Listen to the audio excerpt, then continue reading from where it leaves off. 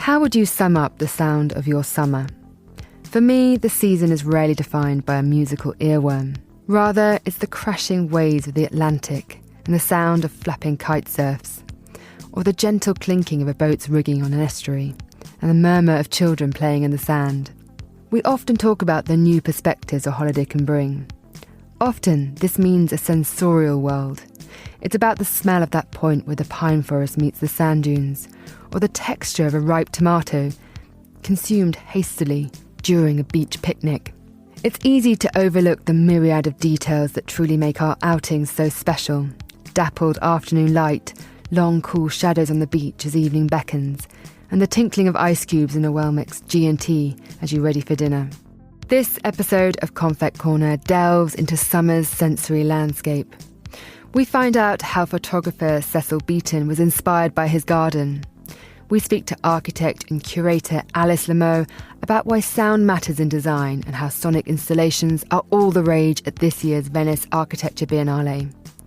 And we visit the Barbican Centre's recent exhibition Feel the Sound, a new immersive show that explores the deep, often invisible ways that sound shapes our emotions, memories and physical responses. This is Confect Corner, and I'm your host, Sophie Grove. He was with a generation of people who hadn't suffered the sort of losses and the trauma of the First World War.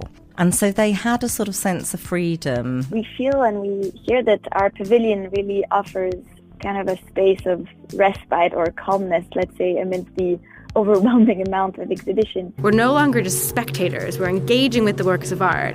And when we do so, we have more meaning making. These things are more memorable for us. We feel more in our bodies. And this is what kind of creates more transformative experiences.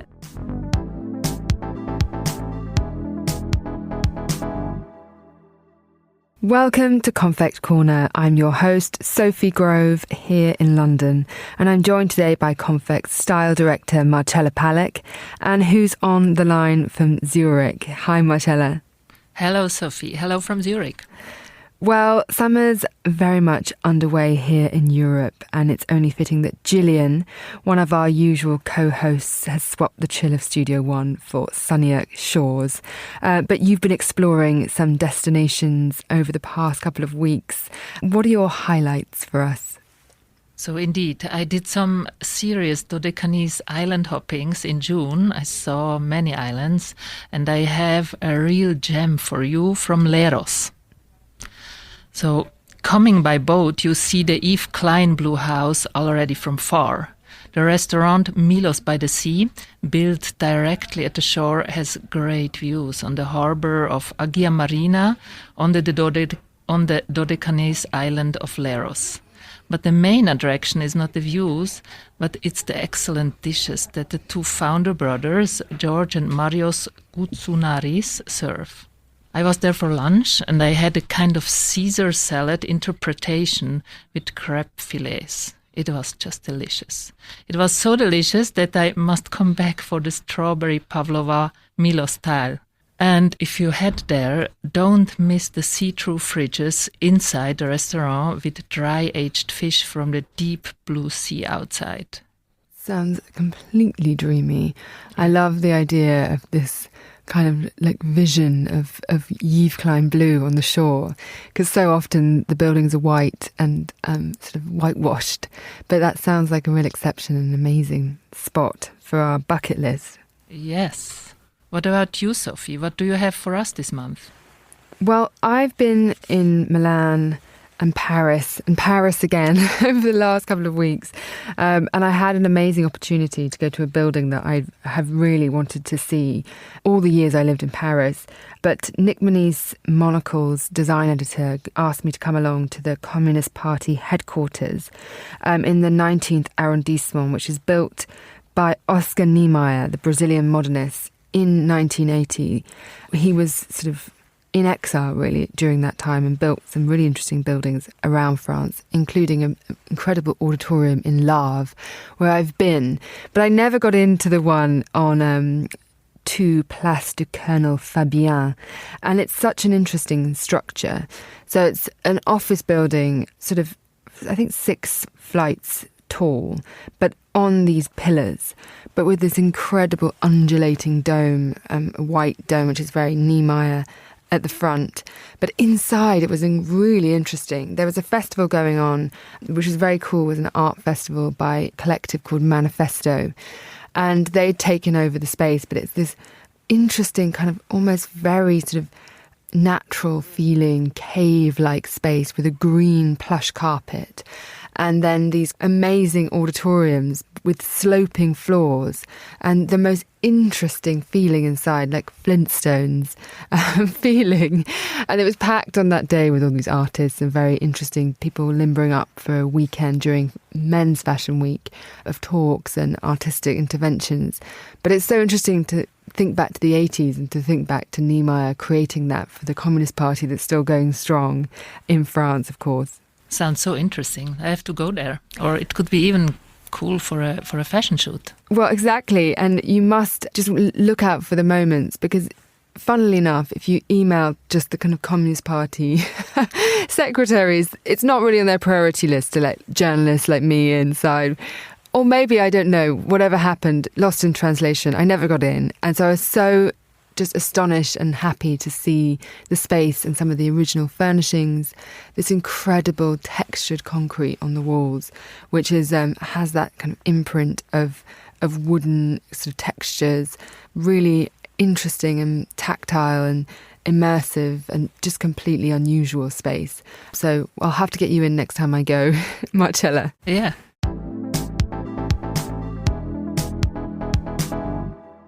The British photographer Cecil Beaton is remembered mostly for his striking photography of people, fashion and war. But he was also a painter, costume designer and set designer, among other things.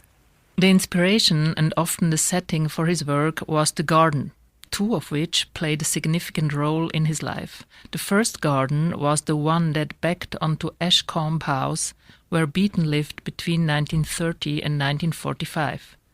The second was a Radish House, where he lived from 1945 until his death in 1980. A new exhibition at London's Garden Museum called Cecil Beaton's Garden Party explores Beaton's relationship with the garden, how flora and fauna were an eternal source of inspiration for him, and the all-important setting for his many exuberant parties. Confec's Sophie Monaghan-Coons caught up with the exhibition's curator, Emma House, to find out more. So, I mean, when Cecil Beaton started off doing photography as a young child, really, he didn't have the kind of money to spend on a studio, and his family were a family of timber merchants, and while I think they encouraged his creativity to a certain extent, they didn't really encourage him to become a photographer. So he was sort of setting out on his own. So he used the family garden a lot to do photography of his sisters, Baba and Nancy Beaton. And he created these beautiful, stunning portraits of them, often set in the garden. Then when he was photographing his friends, he'd always take flowers along and create these wonderful backdrops with flowers. And then when he started doing photography for Vogue, when he got that contract, he often would set his sitters against a floral backdrop. Flowers were incredibly important to his work. And then in 1939, when he was invited to go and photograph Queen Elizabeth, later the Queen Mother, he took lots and lots of flowers with him to Buckingham Palace, and he took a painted backdrop based on Fragonard's The Swing, and he created this sort of setting for her to sit against that was very, very beautiful, with lots and lots of flowers.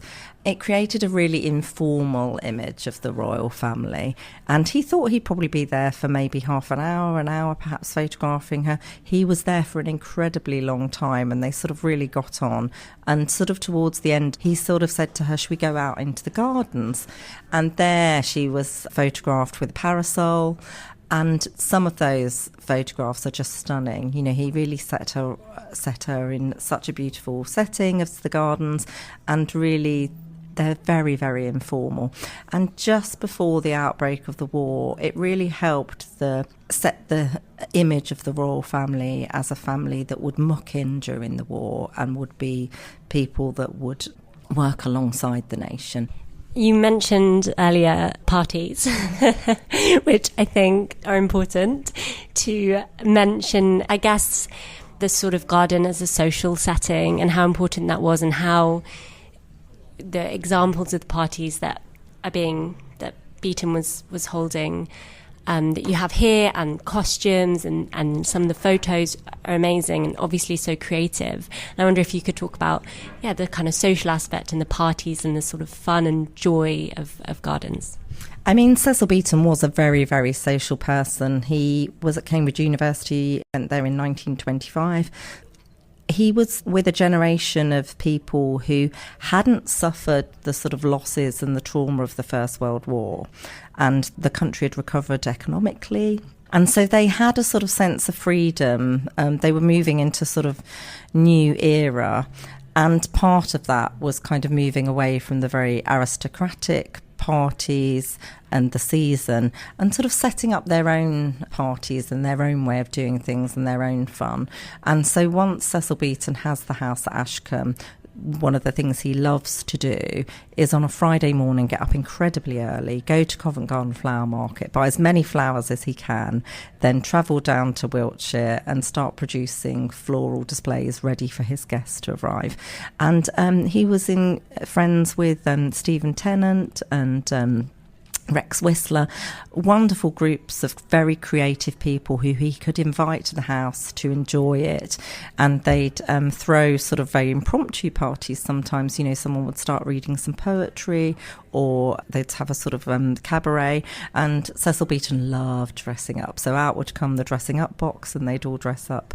But in 1937, he sort of planned his Fête Champêtre party. And this is the most famous party that he had at Ashcombe. Hundreds of guests were invited. Everyone had to wear a fancy dress.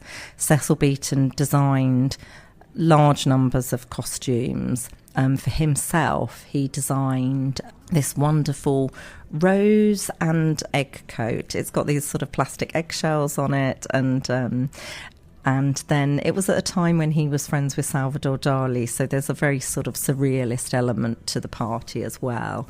And so he pairs his rose costume with a rabbit mask, which Salvador Dali tried to source for him in Vienna, but then eventually bought in Soho. So incredibly playful and joyful time, you know, just a few years before everything's going to change with the Second World War. And for that particular party, he decorated his studio with lots of flowers and scythes and pastoral sort of decorative elements. And then in the garden he hung metres and metres and metres of paper garlands of flowers and bird cages and all sorts of things. So it was an incredibly lavish party, and it's definitely sort of one of the kind of focal points of the exhibition and how he enjoyed his garden. Just finally, we've talked about the parties and the social aspect, and also his professional kind of use of gardens. And I wonder, when you were putting together this exhibition, what you thought about what gardens meant to him in a personal way, or in those quieter moments, and how important gardens and nature were.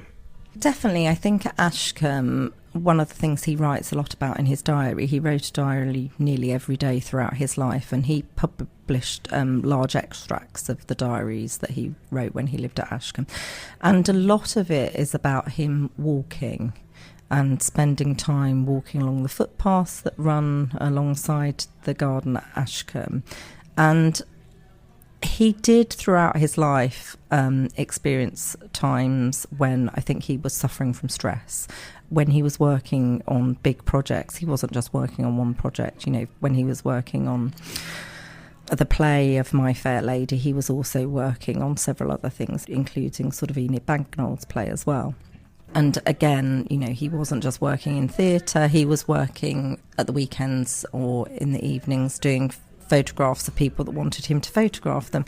So I think he struggled with exhaustion. So the garden, when he spent his time there, was time for him to relax. But also I think it gave him a personal kind of downtime, even when he was working on these big projects and away from the garden, because the letters between him and his secretary and between him and his garden show that the garden was always in his mind, you know, whether it was to, could you buy these dahlias that I really want for the garden, or could you source me a mimosa tree? I think about 4 days before My Fair Lady is about to open on Broadway, he sends his secretary Eileen Hose this lovely letter saying, could you find me some mimosa trees for the winter garden? So I think it was a really personal outlet. And then I think when he moves to Reddish, his life does quieten down. You know, the war's happened. He's lost some of his friends. His brother sadly committed suicide during the Second World War, and Rex Whistler died during the Second World War. So he does live a much quieter life at Reddish. And I think the garden was incredibly important to him for dealing with the stresses of work, but also sort of some of those personal tragedies as well. That was Emma House at the Garden Museum in London. Cecil Beaton's garden party runs until the 21st of September. This is Confect Corner. Next, we turn to the Venice Biennale to check in with the architect Alice Loumeau. She's one of the curators of the Luxembourg Pavilion, which this year showcases an immersive exploration of the nation's territory and its soundscapes. Called Sonic Investigation, it's named after a 1952 silent song by the composer John Cage and the result of intense field recordings gathered in various locations across the country. The result brings the country's layered, social and anthropological dynamics to the fore, though not through imagery, but purely through sound. I caught up with Alice earlier to hear how the Biennale is unfolding and how audiences are responding to this immersive, stripped-back experience. The Luxembourg Pavilion at this year's Biennale is called Sonic Investigation. And it is an immersive, joyful, and let's say quite radical invitation to shift focus from the visual to the sonic. So our pavilion is an attempt to portray the changing territory and the complex territory of Luxembourg through sound. So it presents a sound piece composed by Ludwig Berger, which is called Ecotonalities, No Other Home Than the In-Between. And the pavilion kind of, let's say, it stems from three main interrogations. First is that the climate crisis can be understood for thinkers and artists as a crisis of perception. So how can we find new ways to mediate and to describe the transformation of the territories that we live in? And then we wanted to also, with this pavilion, try to challenge the way that visual culture is overly present in spatial practices. And when I say spatial practices, I mean architecture, urbanism, design, and so on. And we also wanted to work with different methodologies from the one in spatial practices, so that are quite static and operating from afar. So we wanted to do an investigation, a real investigation into the territory. And to do so, we put together a team. The team of the project, the co-curators, they're Valentin Bonsac, Mike Fitch, and me, Alice Loumeau. So Valentin is a French architect, researcher, and photographer. Mike is a Luxembourgish architect, urbanist, and educator. And I'm a French and Canadian architect, researcher, and curator. We decided to also surround ourselves with experts in sound. So Ludwig Berger is a German sound artist, field recordist, and educator. And he explores sonic presences of organisms and places. And he's been recording glaciers in Switzerland for the past year or so. And also Peter Zenby, he's a French philosopher and musicologist. So give us a sense, when you walk into the pavilion, what the spatial kind of experience is like, but also just that sound, because the recordings are really remarkable. A lot of them are field recordings of nature, but also machines, so data centers or dams. And then you're layering and creating this amazing effect, and it's very immersive. Can you tell me how people reacted to the pavilion and some of the feedback that you had? We've been really, really happy with the opening week. And we feel and we hear that our pavilion really offers kind of a space of respite or calmness, let's say, amidst the overwhelming amount of exhibition. And so the pavilion is a quite simple sound device. So it's a semicircle that you walk in, and basically we try to reproduce the way that we recorded on site. So inside the pavilion, we tried to recreate what we called an acousmonium, so a speaker orchestra with 24 channels, so 24 speakers that come from around, from above, from below, and there's also a vibrating platform in the middle of the space, so people and visitors can just sit or lay down. And it's really, we've had a really amazing feedbacks, because we liked the fact that people tend to stay longer in the space than we had expected. We like that children kind of run around in the space trying to figure out where the sound comes from, because there's 24 speakers, so it's very kind of present all around you. And we like that sometimes people take a nap in the pavilion, so it's kind of a little space for people to chill down, even though it can be quite loud at sometimes, the sound piece. In the pavilion, we try to reduce the visual stimuli. So the only visual elements are just very simple light structure that tend to recreate a fictional day, so from the morning light to the evening. And then we also placed within the space sort of subtitles that we have in the opera. So it's very subtle text that tell you what you are hearing and where you're hearing from, because some of the sounds are very uncanny. As you said, we have a lot of sounds emanating from infrastructure, so energy production sites, data centers, transport systems, and so on. And also some of them are very simple, let's say mundane sounds. So you can hear a cargo plane, a bike, but you can also hear the inside of a data center, for example. We discussed this in our round table, but I think there's a real consciousness growing around the importance of the senses, all the senses in architecture, design and art. And I wondered whether you are seeing more awareness as an architect to just sound in general, and how important is sound, and our awareness of sound when we're creating spaces and adding infrastructure, like when you're talking about data centers, for instance. I think you were talking about the kind of interaction between nature and frequencies that, we as humans might not hear, but nature might be driven away, or it might intervene in some way. I think there's this idea of layering of sound is becoming more sort of a problem in modern society as infrastructures develop. Yeah, absolutely. Sound is very important within spatial disciplines for us, but it's not yet something that is... It's still something that is quite rare. For other disciplines, for example, in biology or in forestry, practitioners tend to use sound a lot. But for us, let's say it adds another layer of description, of understanding the complex realities that a photograph or a plan alone cannot, for example. So sight, in our discipline, sight often eclipses other senses that are vital to understanding these kind of unseen dynamics of our sensory relationship with environments. For example, what you were talking about, the frequencies of data centers, for example, that are placed in Luxembourg, very near fields or production sites, they emit certain frequencies. So we're not really capable of hearing them ourselves as humans, but some other species, insects, for example, have to adapt to these frequencies or move away. So there's a real impact of these infrastructures on the territory.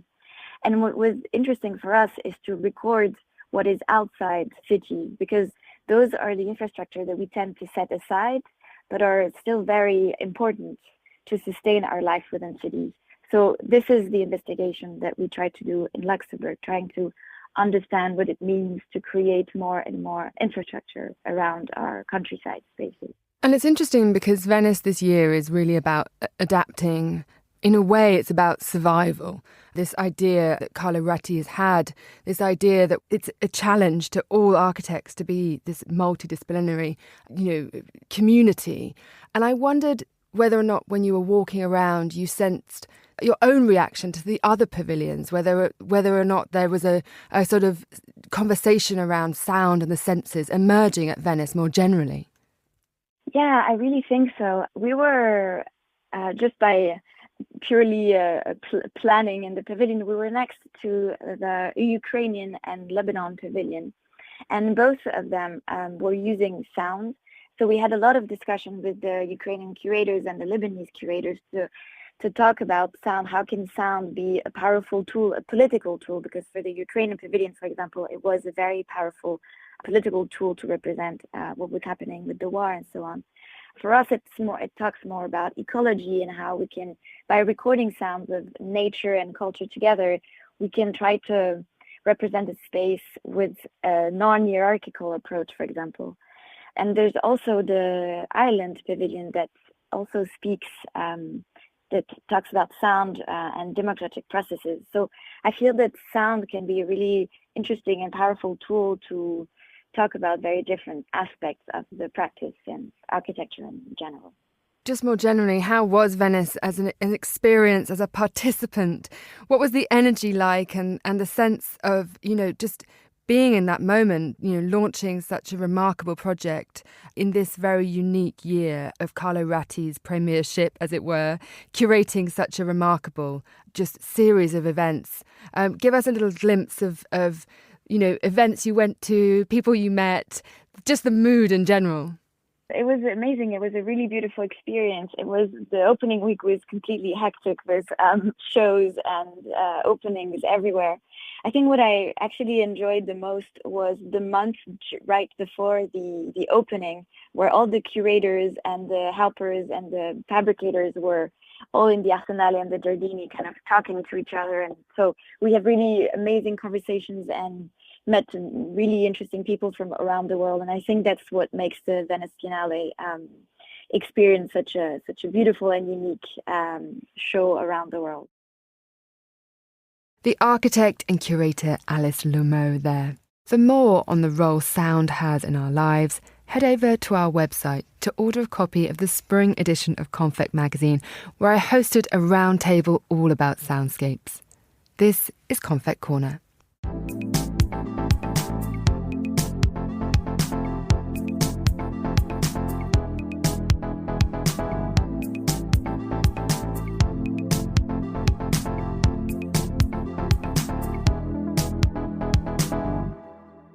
This summer, the Barbican Centre is inviting visitors to feel the sound, a new immersive exhibition that explores the deep, often invisible ways that sound shapes our emotions, memories, and physical responses.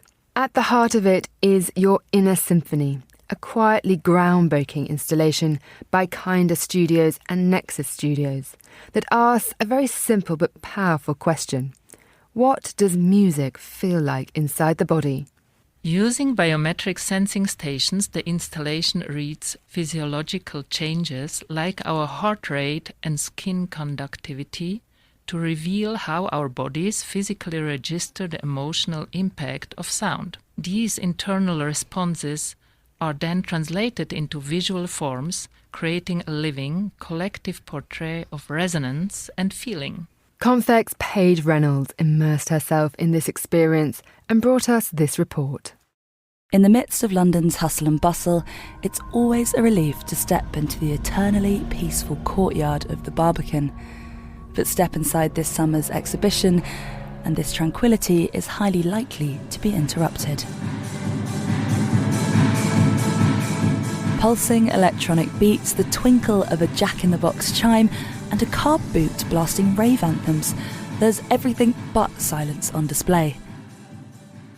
One installation that takes the idea of listening with your whole body to a new scientific level is Your Inner Symphony, a collaboration between neuroaesthetics lab Kinder Studios and designers at Nexus Studios. It captures real-time physiological data from participants and transforms the readings into dynamic visual displays. So what is the science? Well, I caught up with Kinder Studios co-founder Robin Landau to find out. The science of Your Inner Symphony is largely rooted in this sense of embodied feeling and the sense of interoception, which is our ability to sense our internal body's physiological signals. So our heart rate, our stomach rumbling, our palm sweating, even our jaw tightening, things like that. And so interoception is a big focus of our work at Kinder Studios and how we can get people to understand and feel into their bodies and the emotions that we have there. And sound, of course, is a huge gateway to feeling these sensations. And so we've been working with the Barbican for the past year, really concepting this idea and understanding how we can use your inner symphony as a way to invite people more deeply into their bodies throughout the exhibition.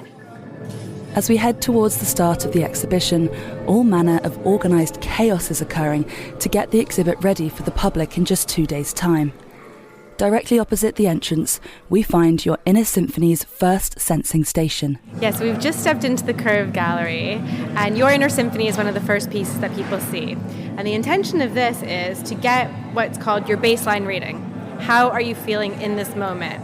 Everybody will have entered differently. We have no idea what happened before you stepped into this space, how you got here, what fight you may have gotten in with a friend, what kind of transport issues you encountered. And it's a moment for you to get your baseline reading, but also a moment for you to pause and hopefully tune in to how you're feeling in this moment and connect so that you can have that sense of embodied connection as you move through the space. We can go up to the sensor if you want. We can try it out. Let's do it. What it's doing is it's reading your internal physiology in this moment. So it's capturing your heart rate variability, and your galvanic skin response, which is your sweat response. And these are all markers of your arousal. And this orb that you're seeing here is changing in real time to your signals. So yours is turning orange and yellow and pink and is becoming more dynamic as it goes on. The colors and the speed and the shape are all driven by these signals. So your colors here are yellow and pink and actually quite dynamic. So you're in a higher arousal state than when you entered. There's a lot going on around us, and so you're clearly excited to be here. Robin was right. The interactive and immersive nature of Feel the Sound was getting me quite enthused, not to mention a little distracted. Our next stop was the Sonic Machines playground, where, among other things, I found an electric fan harp, which enables you to play sliding scales in a high flute-like sound with what looks like a small camping torch. It works much better if you get close, so the beam of light's as small as possible. So you're like here. Taking refuge in a more ambient passageway, I asked Robin about the importance of these interactive moments. All of these things give us a sense of permission to play and interact and engage, and it means that we're no longer just spectators, we're engaging with the works of art. And when we do so, we have more meaning making. These things are more memorable for us. We feel more in our bodies. And this is what kind of creates more transformative experiences. And of course, sound itself doesn't exist in isolation. What the research shows is that the more we can connect to these internal sensations, the better our health. And sound is a huge gateway into that, because of course we've all had these experiences where we feel moved and transformed by sound. And oftentimes these are things that we don't have words for. It's this ineffable feeling that makes us feel moved and transformed and inspired. Across the exhibition's various spaces, there are 3 sensing stations. One right at the beginning, one somewhere in the middle, and one right at the end. And at each you'll receive a QR code printout of your Inner Symphony reading, which you can then access through your phone. This code will also get added to a communal symphony. Robin explains. Right now we're going to leave the car park, walk through Lakeside and back into the Barbican Centre, where we'll go up to the well. And the well, inside the well, will have a very large screen which have the similar orb that we've been seeing on the stations. And you'll have a chance to scan your QR code and contribute your inner symphony to the collective reading. So what you'll see inside the well is an ever-shaping and shifting and transforming orb that will effectively be a representation of the collective body inside the exhibition itself. And so that orb will constantly shift and change in response to everybody's contribution to really see how we all form a collective together. And also at that point, the data will also be sonified. So there's going to be speakers within the well for you to get a sense of, this is what your inner symphony sounds like.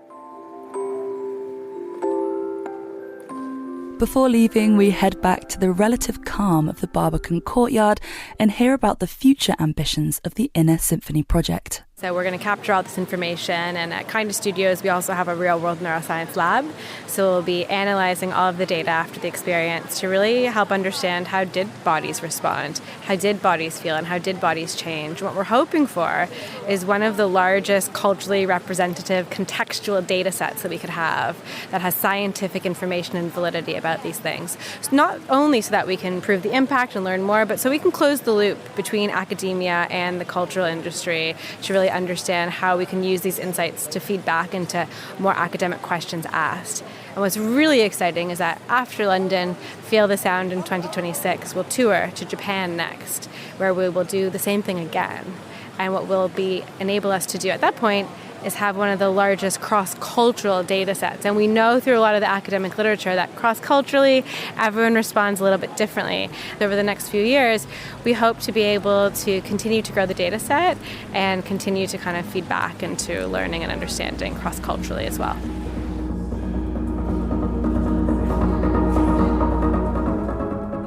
For Confect in London, still feeling those good vibrations, I'm Paige Reynolds.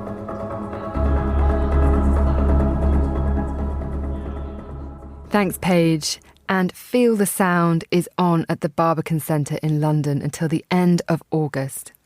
Marcella, both in Paige's piece and earlier in our conversation with Alice, it really made me think about the power that sound can have on us. Do you think we underestimate how sound affects us physically? Are you more relaxed, happier, for example, in a quiet environment?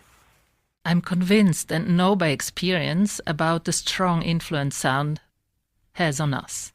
But of course, it is all about the kind of sound. For example, I'm more efficient in the gym with disco beats. And coming back to your question, a quiet environment can be both relaxing or stressful. I think it's linked with the location. Think about a quiet place in the mountains or a small windowless room. Yeah, it's interesting. I mean, I think it's something that we talked about in the round table with Alice a few months ago. The idea that quiet is somehow, superior to noise is actually complex, because when you're quietening things down, you're often closing things down. And actually, humans love noise, even the hum of the metro or the rumble. And actually in Venice, I was talking to Grace Charlton, who spent a lot of time there, my colleague, during the Biennale, and she said one of the amazing things about Venice is it absorbs the acoustics, because there aren't really tarmac roads. So there's just the water which drinks in the noise, and so the acoustics are really different. But you still have the hum of the boats, and it's still very frenetic and noisy, but it's just a different type of noise that we, as visitors, certainly see as being very positive. And what about you, Sophie? Sound can also be music. Is there a song you return to because of how it makes you feel physically? Calmer, more focused, more alive maybe? Yeah, I think maybe my sonic environment is very much influenced by my large young family who make quite a lot of noise.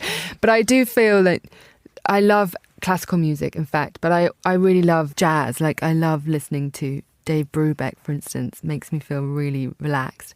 And Miles Davis' kind of blue makes me feel really relaxed.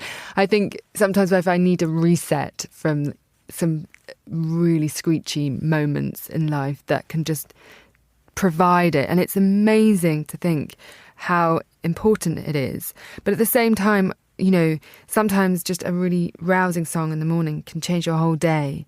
And it can be just punchy and fun and frivolous.